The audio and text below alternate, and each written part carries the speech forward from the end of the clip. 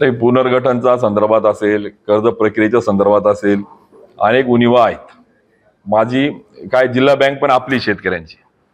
मला जिल्हा बँकेच्या संदर्भामध्ये त्या ठिकाणी मला अपेक्षा होती. खरं तर ही प्रेस आम्ही 4 दिवसापूर्वी 3 दिवसापूर्वी घेऊ शकत होतो, पण आम्ही वाट बघत होतो. जाऊ द्या, आता पावलं टाकतील कशाला, आपण विनाकारण बँकेचं सेन्सिटिव्ह विषय आहे, आपण नको त्या ठिकाणी पावलं टाकायला. आमचे नेते आम्ही सगळ्यांनी संयमाने घेतलं, चला पावलं टाकतील. आणि काल पण आम्ही त्या ठिकाणी ठरवलं होतं की याच्यावर हे करू, पण आम्ही म्हटलं चला अजून एक दिवस सगळे सचिव आम्ही बोललो, सचिव संघटनेचे अध्यक्ष सचिवांशी बोललो, विविध कार्य सोसायटीचे चेअरमन यांच्याशी बोललो, मी सगळ्यांशी शेतकऱ्यांशी बोललो. त्यांना आम्ही सांगितलं एक दिवस वाट बघू. शेतकऱ्याचेच मुलं आहेत ते काही उत्तर प्रदेश बिहारवरून आले नाही, घेतील निर्णय, बघू म्हटलं वाट. पण काल पण त्यांनी तोंडाला पानं पुसले काय की 2 चेक आम्ही घेणार नाही. अरे तुम्ही जे शेतकरी 30-30 वर्ष तुमच्या सोसायटीशी जोडलेले आहेत, त्यांचं सगळं 7-12 तुमच्याकडे सगळं मॉर्गेज आहे, त्यांचं सगळं गाण तुमच्याकडे आहे, सचिवाला त्याचं घरदार त्याचे वारसदार माहित आहे सगळे, आणि त्याच्याकडनं चेक घेणार नाही म्हणजे उपकार करताय का तुम्ही? म्हणजे या सगळ्या प्रक्रियेमध्ये प्रोसेस करा ना. जे काही नाबार्डचे रूल आहे, नाबार्डने सांगितलं नाही, नाबार्डच्या अंतर्गत बँक आहे, म्हणजे MSc bank, state bank, district bank आणि विकासो या 3 टायर सिस्टीम मध्ये नाबार्डच्या अंतर्गत या बँक येतात. जसं रिझर्व्ह बँक आपल्या कॉपरेटिव्ह त्या ठिकाणी कंट्रोल करतो, या बँक ज्या आहेत याला नाबार्ड करतो. नाबार्डचं धोरण नाहीये, म्हणजे यांचं स्वतःचं धोरण आहे. हे आता स्वामीनाथन आयोग म्हणतो की विकेंद्रीकरण करा, त्या ठिकाणी संस्था बळकट करा, एका बाजूला हेच सांगतात आम्ही स्वामीनाथन आयोगाची परिस्थिती केला. म्हणजे मला असं वाटतं त्याच्यावर बोललो म्हणजे जास्त अजून होईल, वेगळ्या दिशेने चेंडू नेल्यासारखं होईल. पण आज सहकार्यातल्या समित्या स्वामीनाथन आयोगापासून तर केंद्राच्या अमित शहा सहकार मंत्र्यापासून तर देवेंद्र फडणवीसांच्या या सगळ्या याला हरताळ फासायचं काम करतायत, आणि म्हणून जळगाव जिल्ह्यामध्ये भाजपाची उलटी गंगा सुरू झाली. साहेब खरोखर आहे, हे पक्ष 1 सेकंद बाजूला ठेवूया, राजकारण बाजूला ठेवूया, पण जे गट सचिव आज कोणाचं 40, 45, 50 वय झालं, शेतकऱ्याचीच मुलं आहेत सर, आमचीच मुलं आहेत, ते आमचीच सगळे भाऊ आहेत, त्या सचिवांना 15-15 महिने जर त्या ठिकाणी पगार नसेल, त्यांचा दूध, किराणा, मुलांचे शिक्षण कसे होतील? आणि जर दुर्दैवाने एखाद्या जर चुकीचा विचार सचिवाच्या मनामध्ये आला ना, तर तुम्हाला सांगतो यांना माफ करणार नाही. वैफल्यग्रस्त माणसं काल रडले सचिव आमच्याजवळ, आणि मग त्यांना पगार 20-20 महिन्याचे पगार नाही, म्हणजे त्यांना विश्वासात पण घेतलं नाही, बैठक पण घेतली नाही धोरण घेताना. म्हणजे हा जो प्रकार आहे ना, कारण की काय त्यांना माहिती नाही, कोणी विचारणारच नाही आपल्याला, जाब कोण जाणार आहे या खोलात, कोण बघणार आहे, कोणीच नाही ते यांचं राज आहे सगळं. त्यामुळे आता शेतकऱ्यांनाही कळलंय की काय, आणि म्हणून सोसायटीच्या सभासदांसोबत म्हणजे शेतकऱ्यांसोबत सचिवांचा देखील संवेदनशीलपणे विचार करून आपण सुरळीत कर्ज असलेल्यांना किमान चला बाबा सचिव तुम्ही एक काम करा, सुरळीत कर्ज तुमच्या पातळीवर सुरू ठेवा, म्हणजे संस्था टिकेल आणि जे थकबाकीदार आहे त्यांना आपण वसुलीच्या संदर्भातलं आपण प्लॅनिंग करू. असे काही पावलं, काही स्टेप्स, काही टप्पे, आपण जेव्हा म्हणतो ना एखादं ऑपरेशन करायचं त्याला टप्पे असतात, एम आहे, मिशन आहे, त्याला गोल आहे, त्याला सेटिंग असते, टप्पे असतात. ते काही नाही, टप्पे नाही, रिपेअरिंग नाही, काही औषध नाही, डायरेक्ट त्या ठिकाणी यांनी सांगितलं की संस्था बंद, बँकेत या, आम्हाला विकास व्यवहार करायचा नाही. त्यामुळे ही प्रवृत्ती जिल्हावासियांना लक्षामध्ये आली, त्या सूचना आम्ही सजग राहून या टिकवण्यासाठी प्रयत्न करू. तिकीट त्यांनी कापलं, त्यांनी कारण सांगावे. आणि मंगेश चव्हाण यांचं राजकीय वय 3.5 वर्ष आहे, त्यामुळे त्यांचं उत्तर ऑक्टोबरला मिळेल, त्याच्यावर आज बोलणं उचित नाही. जो आपल्या मातेचा सुपूत असेल, ज्याने आपल्या आईचं दूध पिलं असेल, ज्याने सांगितलं मी आमदार होतो, तो पावे तो 1 वीट ठेवू दिली नाही, किंबहुना प्रवीण पोटे पाटील उद्योग राज्यमंत्री असताना प्रेमचंद खिवसरा भाजपाचे पदाधिकारी यांना सोबत घेऊन त्यांनी तात्काळ स्थगिती दिली आणि 1 वीट ठेवल्या गेले नाही. या उलट मंगेश चव्हाण आमदार झाल्यानंतर तिथे कंपाऊंड केलं गेलं, आणि याच प्रेमचंद खिवसरा नावाच्या भाजपच्या पदाधिकाऱ्याने बिल्डिंग मटेरियल सप्लायचं दुकान आहे त्यांचं, त्यांनी तिथे मटेरियल दिलेलं आहे. त्यामुळे मला बोलायला लावू नका, मला काय होतंय राजकारणाचा फोकस ठेवायचा आहे, मला डायव्हर्ट व्हायचं नाही. मी या सगळ्या प्रश्नांना उत्तर देईल. या सगळ्या प्रश्नांच्या संदर्भात तुम्ही किती लोकांना दिशाभूल केली ना, लोकांना कळलंय, बरोबर आहे का? तुम्ही पहिले आता एक काम करा, तुम्ही दूध संघाचे चेअरमन आहात, दुधाकडे लक्ष द्या. तुम्ही राज्याच्या कॅबिनेटच्या काउन्सिलचे मिनिस्टर आहेत, तुम्ही त्या राज्याच्या कॅबिनेट काउन्सिल मधून खानदेशाला काय दिलं? तुम्ही देशाचं बोलतात ना, देशात खानदेश आहे, खानदेशाला काय दिलं त्याच्यावर बोला. आणि म्हणून येणाऱ्या काळामध्ये टप्प्याटप्प्यामध्ये सगळ्यांना, आमचे उद्धवजी साहेब जसं म्हणतात ना, टप्प्यात आल्यावर सगळ्यांना घेऊ आम्ही वेळ. त्या शेतकऱ्यांविषयी जेव्हा संवेदनशील प्रश्न विचारतो मनापासून आनंद होतो. अत्यंत महत्वाचा आहे की छत्रपती शिवाजी महाराज यांच्या नावानं प्रोत्साहनपर अनुदान, म्हणजे जे शेतकरी रेग्युलर कर्ज भरतात त्यांना 50,000 रुपये प्रोत्साहन अनुदान देण्याचं धोरण सरकारने स्वीकारलं. आणि अद्याप पावेतो हजारो असे शेतकरी आहेत, म्हणजे त्यांच्या मनामध्ये अशा वेदना होत आहेत ना. मी काल ज्यावेळेस येत होतो आडगाव कासोदा, जेव्हा मी भडगाव, जेव्हा चाळीसगावहून, तर शेतकऱ्यांनी आम्ही चूक केली का, आम्ही रेग्युलर कर्ज भरलं तर? मग यांना अनुदान देण्यासंदर्भात यांना वेळ कुठे?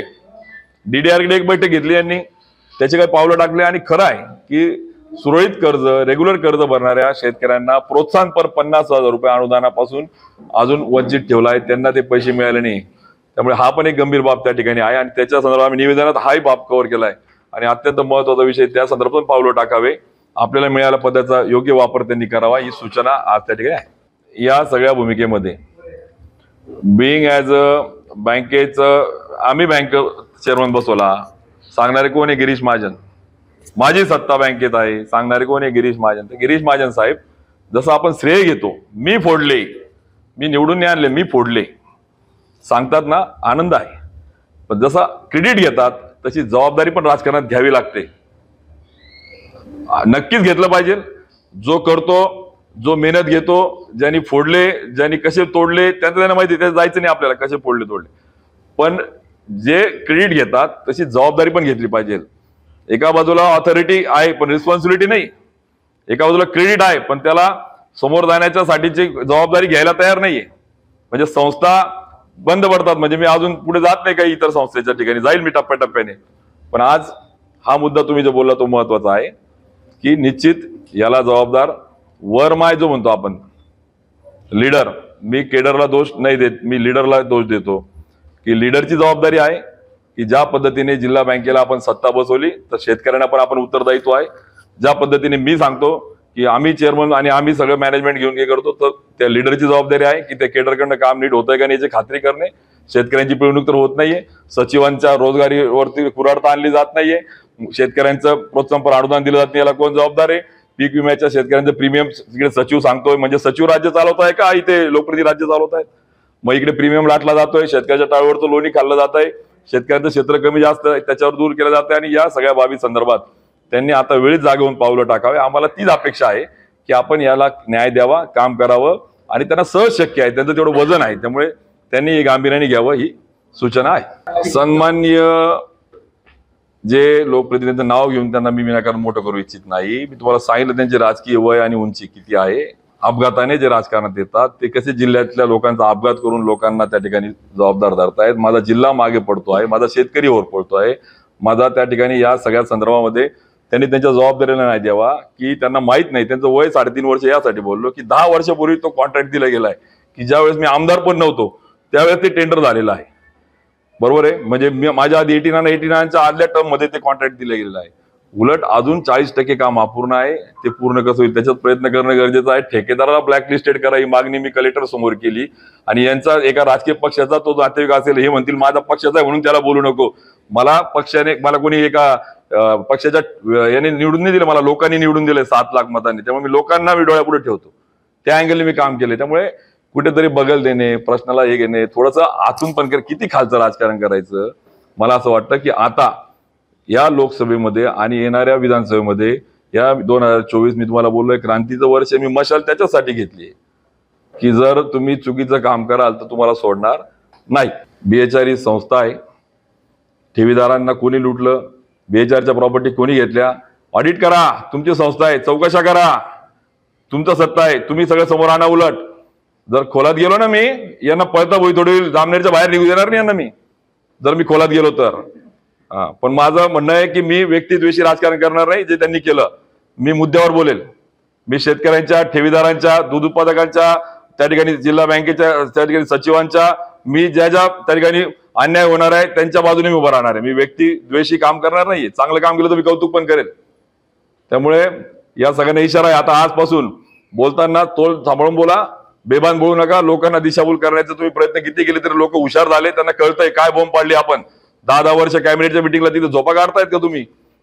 ते दादा भुसे पोखरामध्ये त्यांचा तालुका टाकून घेता, याची दाढ उठली नाही तिथे. एखादा माणूस त्याला तोंड दाखवलं नसतं जिल्ह्यामध्ये की मी कॅबिनेटचा मंत्री आहे, माझ्या जिल्ह्यातलं एक गाव त्या ठिकाणी पोखरा योजनेत घेतलं गेलं नाही, लाज वाटत नाही?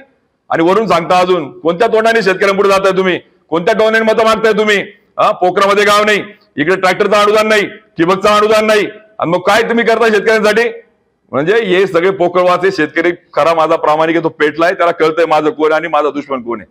त्यामुळे या संदर्भात मतपेटीतून त्या ठिकाणी सगळं दिसणार आहे. त्यामुळे आपण पण शांतता ठेवा आणि मला आपल्याला पण विनंती आहे की मला पण त्या माळेचं मनी करू नका, ती पण तुम्ही सकारात्मक राजकारण आपण करू. धन्यवाद. साहेब, हे अत्यंत वास्तव आपण सांगितलं आहे. 21,000 शेतकऱ्यांच्या 291 संस्थेच्या माध्यमातून बँकेकडे कोट्यवधी रुपयाचा भाग भांडवल ज्याला म्हणतो आपण ते जमा आहे. म्हणजे एका बाजूला शेतकऱ्याचे पैसे तुमच्याकडे जमा आहे आणि त्या शेतकऱ्याच्या सोसायटीला तुम्ही सांगता अनिष्ट तफावत मध्ये आहे म्हणून तुम्ही बंद करा. अरे बाबा, रुपया जर त्या ठिकाणी बँकेला अनिष्ट तफावत दिसतोय, तो पण रुपया बुडवला नाहीये कोणी, शेतकऱ्यांनी पण किंवा सोसायटीने पण किंवा सचिवाने पण. लक्षामध्ये, सचिवाला चोर म्हणता येते, हे शेतकऱ्यावर आरोप घेता येते की तफावत मध्ये आणल्या बुडवल्या, तसं नाहीये. बँकिंगच्या अकाउंट सिस्टीमचा फॉल्ट आहे. म्हणजे मी तुम्हाला परत रिपीट करतो की सोसायटी स्तरावर कर्ज आणि व्याज घेतलं जात आहे, मात्र बँक फक्त व्याजात जमा करते. बँकेच्या अकाउंटिंग सिस्टीममुळे ही तफावत झालेली आहे. ठीक आहे, रुपयाची तफावत आहे, 50 पैसे भाग भांडवल जमा करा, 50 पैसे सॉफ्ट लोन द्या आणि सोसायटीला पुन्हा जिवंत करा. शेतकरी पण टिकेल, सचिव पण टिकेल. म्हणजे मला आठवतं देवेंद्र फडणवीसांचे मोठे मोठे भाषण आहे की शेतकऱ्यांना आत्महत्येपासून प्रवृत्त करायचं असेल तर कर्जाच्या कक्षेमध्ये आणा आणि त्याला बँकेची जोडा आणि त्याला जगण्याचा प्रयत्न करा. मात्र देवेंद्र फडणवीसांचे दूत इथे म्हणणारे मात्र बँकेपासून तोडायचं काम करतायत, हे पण सत्य कळालं पाहिजे. त्यामुळे मी जे बोललो मागच्या वेळेस देवेंद्र फडणवीस बोलायला लागले का, अरे बाबा मी काय बोललो, चांडाळ चौकडी. आता परत तेच बोलतो की तुम्ही एवढं तुमचं वजन आहे ना, तर घ्या ना धोरणं चांगले मग, आणि तुम्हाला त्या संदर्भामध्ये पावलं टाका. तुम्ही जर योग्य पावलं टाकलं असते तर आम्हाला भूमिका घ्यायची वेळ आली नसती. आणि शिवसेनेला राजकारण करायचं नाहीये. शिवसेना थर्ड आहे, तिसरा डोळा, एक सजग विरोधी पक्ष या नात्यानं आता मात्र प्रत्येक हालचालीवर लक्ष ठेवेल आणि प्रामाणिकपणे ज्या शेतकऱ्यांचे किंवा समाजातल्या वंचित किंवा जिथे अन्याय अत्याचार होईल त्याच्यावर आवाज उठवेल. आणि त्याच्यातलं हे पहिलं पाऊल की जिल्हा बँकेच्या 21,000 शेतकरी, 291 संस्था याला त्या ठिकाणी बळकटीकरणाचे पावलं टाकून प्रवाहात आणलं पाहिजे. आणि 2 की जे आमचे त्या ठिकाणी शेतकरी 10,619 ज्यांचं सचिवांनी नाकारले, डायरेक्ट प्रीमियम जवळ करून त्यांना आता प्रवाह बाहेर टाकलंय, त्यांना प्रवाहात आणून त्यांचा प्रीमियम परत द्या शेतकऱ्याच्या कंपनीला. टाळवरचं लोणी खाऊ नका, उलट राज्याचा हप्ता द्या आणि त्यांना पुढच्या योजनेचा त्यांना प्रीमियमचा लाभ द्या. आणि 2 की ज्या 11,300 शेतकऱ्यांचं क्षेत्र कमी जास्त म्हणून त्यांना त्या ठिकाणी आपण नाकारतायत, त्यांचं ऍक्च्युअल क्षेत्राप्रमाणे त्यांचा राज्याने प्रीमियम तात्काळ भरा.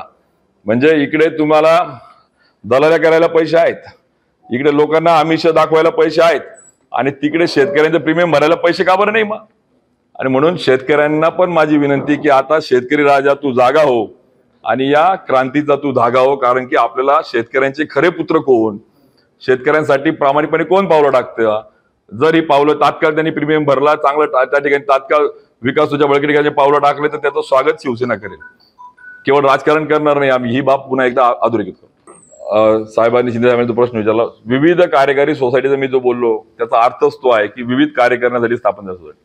मी स्वतः जिल्हा परिषद सीओना पत्र दिलं की आयुष्यमानचे कार्ड देऊ द्या सोसायटीच्या, गाव पातळीवरच्या लोकांना कार्ड, सोसायटीला उत्पन्न मिळतं, लोकांना कार्ड मिळतं, लोकांना सेवा मिळते, लोकांचा हक्क आहे तो लोकांना मिळतो. जसं आपण म्हटलात की वेगवेगळ्या शासनाच्या योजना, मग ई श्रमच्या माध्यमातून श्रमिक कामगार असेल किंवा रेशन कार्डच्या माध्यमातून ती सोवा असेल, या संस्थांना उत्पन्नाचे स्रोत निर्माण करायची कार्यशाळा घ्या ना. ते डायरेक्ट बंद करतायत. म्हणजे सचिवांची कार्यशाळा घ्या, त्यांना पुढे अपडेट करा. संचालक आता तुम्हाला 300 सोसायटीचे 3,900 संचालक जे लोकांनी निवडून दिलेले आहेत 21,000 शेतकऱ्यांनी, त्या 3,900 संचालकांचा अपमान या. म्हणजे गावात आम्ही पंच कमिटी म्हणतो, आम्ही संचालक म्हणतो विकास होते, या 3,900 संचालकांच्या हक्कावर गदा आणण्याचा कोणी अधिकार दिला यांना. म्हणजे आज सोसायटीचे पंच आम्ही त्यांना आज त्या ठिकाणी समाजात आदर करतो. विविध कार्यकारी सोसायटी त्यांच्या माध्यमातून वित्त व्यवस्था आणि वितरण व्यवस्था होत असते. त्यामुळे या सगळ्या संदर्भात आपण जे म्हटलात की या उलट आपण कार्यशाळा घ्या सचिव आणि संचालकांची, त्यांना उत्पन्नाचे स्रोत काय देता येईल त्याच्यावर पावलं टाका आणि त्याला बळकटीकरणाचे पावलं टाका. काटकसरीचं धोरण घ्या, सॉफ्ट लोन द्या, 50% कमी व्याजाने, बिना व्याजाने 50% तुमचं भाग भांडवल तेच जमा करतो. म्हणजे त्याच्या बर्डन पण सोसायटीवर येणार नाही. म्हणजे एका बाजूला सोसायट्या पण टिकतील, सचिवांचा रोजगार पण टिकेल आणि दुसऱ्या बाजूला शेतकऱ्याला कर्ज व्यवस्था देणारी व्यवस्था पण मजबूत होईल. आणि विविध कार्यकारी सोसायटी म्हणजे विविध कार्य करत असताना इतर शेतकऱ्यांना देखील त्या ठिकाणी चांगल्या पद्धतीने गाव पातळीवर योजना मिळतील. आपण बघितलंय की नगर जिल्ह्यातल्या त्या ठिकाणी नागवडे पाटलांची सोसायटी हा आशिया खंडातली सगळ्यात मोठी सोसायटी. मग तिचा पॅटर्न नको आपल्याला मोठी सोसायटी, पण किमान संस्था टिकतील असं पावलं टाका. ती अपेक्षा त्यांच्याकडनं. आणि मला खात्री आहे की आरोप प्रत्यारोप आणि त्या ठिकाणी पेक्षा पावलं टाकतील, आणि ती अपेक्षा या निमित्ताने आहे. हे बघा, आपल्यासारखा पत्रकार जो शहरी भागात असतो याला ही भावना आणि एवढ्या संवेदना तुम्हाला कळते की राज्यात कोणी निर्णय घेत नाहीये, मात्र एकटी जळगाव जिल्हा मध्यवर्ती बँक आहे की ती निर्णय घेते की थेट कर्ज. लातूर जिल्हा मध्यवर्ती सहकारी, आमचे सावंत साहेबांच्या पण अभ्यासामध्ये आले की लातूर जिल्हा मध्यवर्ती सहकारी बँकेने घेतला निर्णय, त्यांनी मागे घेतला तो परत. आणि इकडे मात्र हे सगळं, कारण की यांना कोणी बोलणारच नाही ना हो. आम्ही काय करतो, सगळे जमा करून घेतो, बरोबर आहे. आणि आपल्याला पण माहिती आहे राजकारण कसं आहे, लोकशाही चालू आहे का इथे. जबाबदार कोण आहे की जिल्हा मध्यवर्ती बँकेवर ज्यांनी या संचालकांना दुळपेक करून, मी तर संचालकांना पण दोष देणार नाही, त्यांनाही माहित नाही. हे सगळं एक केंद्र, एक व्यक्ती चालवते, गिरीश महाजन, की जे सांगतात मी बसलो इथे, तुम्ही चालू ठेवा. अरे चांगलं करा ना, मग तुम्हाला अधिकार दिला तर उलट आनंदाची बाब आहे. आम्हाला जर खानदेशाच्या एखाद्या सुपुत्राला जर अधिकार आणि सरकारचं कवच मिळत असेल, मुख्यमंत्री उपमुख्यमंत्र्यांची साथ मिळत असेल, तर त्यासारखी आनंदाची बाब नाही. ही आनंदाची बाब आहे, राजकारणाच्या पलीकडे मी बोलेल. पण त्याच्यातून तुम्ही शेतकऱ्यांना दिलासा द्या, त्याच्यातून तुम्ही आमच्या सचिवांना दिलासा द्या, त्याच्यातून आमच्या पीक विम्याच्या काळ्याची सेवा करणाऱ्याला दिलासा द्या. त्यांची चेष्टा नका करू. नाही ते खोटे आहेत, ते नाही ते क्षेत्र कमी जास्त आहे. अरे शेतात जाऊन जेव्हा नागरटी वखरटी कोळपणी करून जेव्हा तो पेरणी करतो ना, ते त्याचं बघा, जेव्हा तो पोटाला खात नाही आणि जेव्हा तो पिकाला देतो ना, त्याची व्यथा डोळ्यापुढे आणा. तुम्ही काय झालंय, ते मुंबईला समुद्राच्या काठी बंगले भेटले, यांना फ्लॅट भेटले, तर समुद्राची हवा लागली यांना 6व्या माळ्याची. यांना काही आता काळ्या आईच्या शेतकऱ्यांचे दुःख कळत नाहीये. आणि मी बोललो तर मग मी त्यांना दिसतो. उन्मेष पाटीलला नका बोलू, शेतकऱ्यांना उत्तर द्या. उन्मेष पाटील नाही बोलतोय, शेतकऱ्याचा एक मुलगा त्याचा प्रतिनिधी स्वरूपात बोलतोय, शिवसेनेचा प्रतिनिधी कार्यकर्ता म्हणून बोलतोय. आणि म्हणून माझी विनंती आहे की आरोप प्रत्यारोप करण्यापेक्षा याला शाश्वत पावलं टाका, पावलं त्याच्यावर उत्तर घ्या. तुम्हालाही विनंती माझी, त्याच्याकडनं याच्यावर सोल्युशन घ्या. पत्रकार बांधव तुम्ही पण त्या ठिकाणी केवळ मी बोललो म्हणून त्यांचं काहीतरी बोलण्यापेक्षा साहेब त्यांचं स्वागत करणार आहेत, ते सत्कार करणार आहेत, ते भूमिकेचं स्वागत करून त्या ठिकाणी शेतकऱ्यांसाठी पाऊल टाकल्याचं कौतुक करणार आहेत ते. पण तुम्ही पावलं टाका, आरोप प्रत्यारोप करू नका, आजारापासून दूर जाऊ नका, आजारावर उपचार करा, ही विनंती आहे.